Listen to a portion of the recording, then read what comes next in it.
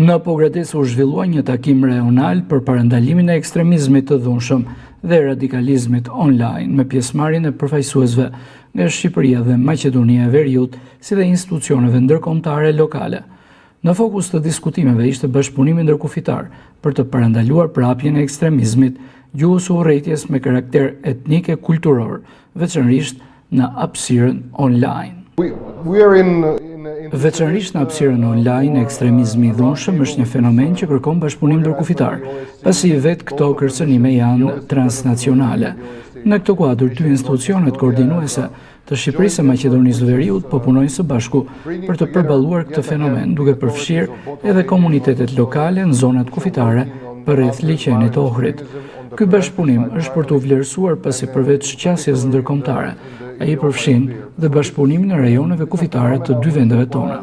Fenomene globale ndikojnë dhe në rajonin tonë, ndaj lufta kundër ekstremizmit të dhunshëm kërkon përpjekje të reja nga të gjitha vendet. Fatmirësisht, ky rajon ka një traditë të bashkëtesës dhe bashkëpunimit ndërfetar, si në Shqipëri ashtu edhe në Maqedoninë e Veriut, veçanërisht në zonën përreth liçenit të Ohrit.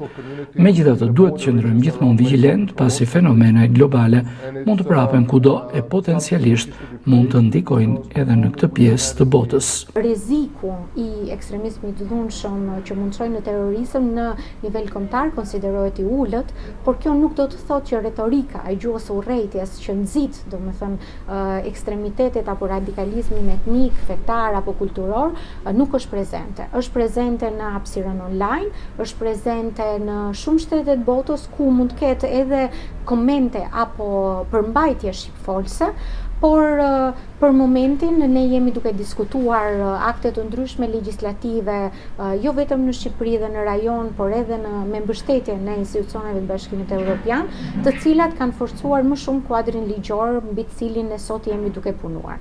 Autoritetet theksuan se megjithse rreziku i ekstremizmit të dhunshëm mund të çojë në terrorizëm, në Shqipëri mbetet i ulët. Gjuha e urrëties dhe dezinformimit në rrjetet sociale vazhdojnë të mbeten një sfidë. Për këtë arsye, vendet e rajonit po punojnë për forcimin e kuadrit ligjor dhe për promovimin e bashkëpunimit e dialogut mes komuniteteve me mbështetjen e European Union.